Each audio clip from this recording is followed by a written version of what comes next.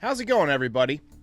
There's been a trend that I've been seeing more and more on talk shows recently and in articles. Joel Sherman wrote about this the other day. Boomer and Carton devoted about 15 minutes to this subject the other day. And that's roster construction and Brian Cashman. And more specifically, whether or not Brian Cashman has earned the right to rebuild this roster. And from my perspective, regardless of the outcome this season, even if it ends with a parade down the Canyon of Heroes, I think it's time for the organization to bring in a more aggressive and a more modern architect to rebuild this Yankees team.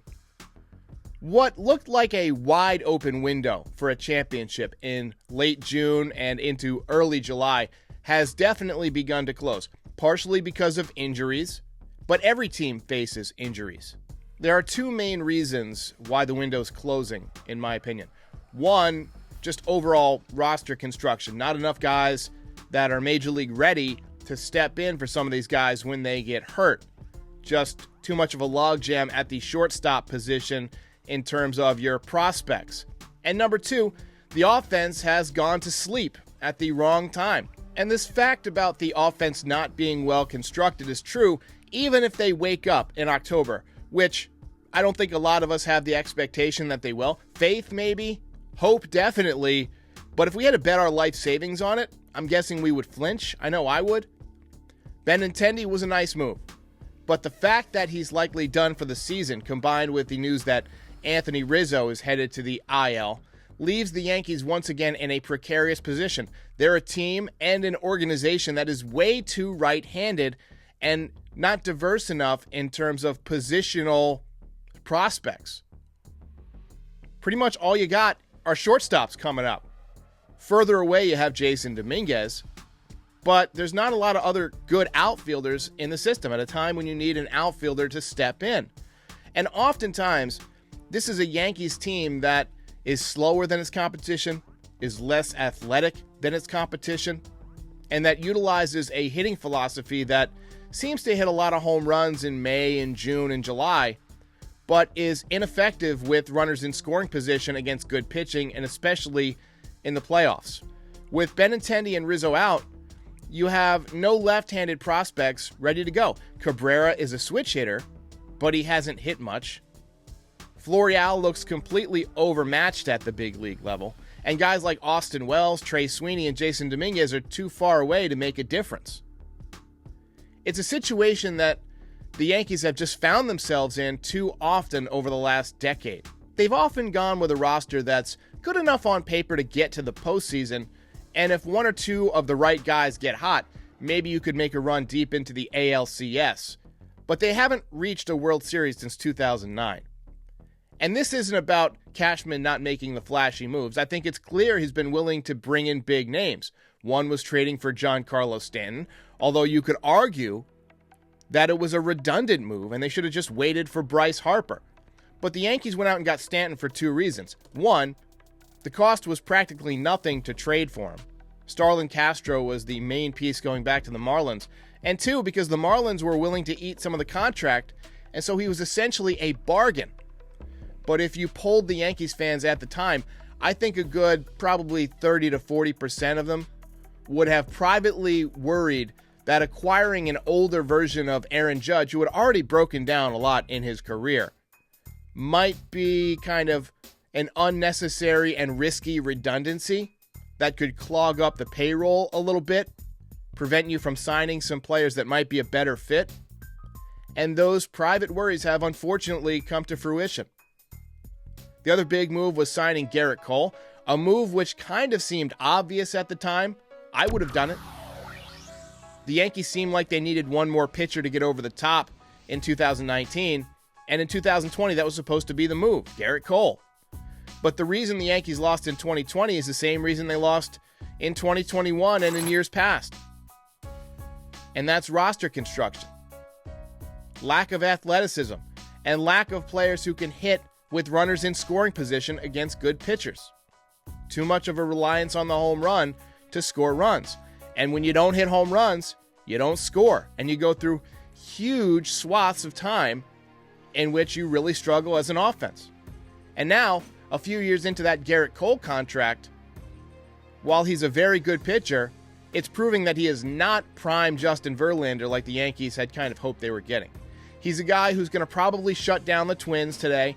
He's going to beat the division rivals a couple times during the season. But he's also prone to the home run ball. And even less desirably, it often seems to be of the 3-run variety. And I worry that headed into this offseason, if the Yankees do retain Brian Cashman, we're going to see more of the same problems for the next decade. This is a team that's right on the verge of either winning or rebuilding. And headed into this winter, aside from re-signing Aaron Judge, who carries the same red flags as Giancarlo, a big guy who's going to be on the wrong side of 30 for most of this contract. There's a lot of Yankees fans who are thinking, maybe we should allocate our money elsewhere. But the free agent class is mostly shortstops, where you have prospects lined up. Trey Turner, Dansby Swanson, Xander Bogaerts, all shortstops. You might be able to get Nolan Arenado if he opts out, but he's 32. And the only prospects ready to step in are Peraza, Volpe, and Cabrera. They're all infielders. And the Yankees already have some infielders who are on the decline on their roster. DJ LeMahieu, been hurt 2 years in a row now. Josh Donaldson looks like a shell of his former self. And I think Oswaldo Cabrera is playing himself into a utility role and maybe even more reps in the outfield because he's been so great out there. He's eliminated the need for Marwin Gonzalez altogether. Peraza can play some second base, so maybe he slides over to second base, which opens up the possibility you could trade Gleyber Torres this winter. Yankees almost moved him at the deadline. Volpe probably will be ready to step in at shortstop at some point next year. So, assuming these guys pan out, you've got 5 or 6 years of a young middle infield, both right-handed, but you still need some lefty bats. If I were the Yankees, they just promoted Trey Sweeney to Double-A, I would move him to third base or first base, since he's a left-handed hitter, and just let him get comfortable now at those positions so that when you need somebody, he could step in. Same thing with Austin Wells. Apparently, he's not a very good defensive catcher, and the Yankees keep running him out there when he's got a good left-handed bat. Maybe you put him in left field, put him in right field. Teach him how to play the outfield.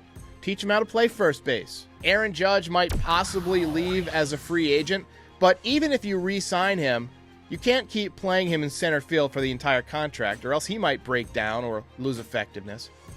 The Yankees have put themselves into a really tough position, and it's nobody's fault but Brian Cashman. The Yankees do have some money coming off the books. Aroldis Chapman, Zach Britton, Jameson Taillon, but even if you use that money on Judge, all you've done is further concentrate spending and make it harder to really develop the kind of well-rounded baseball team that clubs like the Rays and the Astros seem to have year in and year out.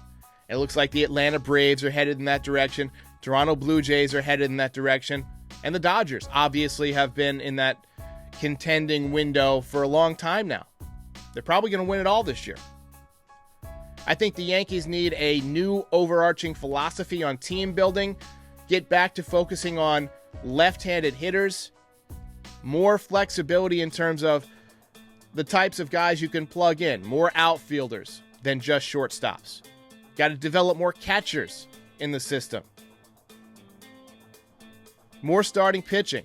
I'm liking what I'm seeing from Spencer Jones. I think he was a good draft pick. Left-handed hitting outfielder, seems to be advanced, has a lot of power, almost like an Aaron Judge clone. But if people expect this guy to be Aaron Judge, I think they're going to be disappointed. There's only one Aaron Judge.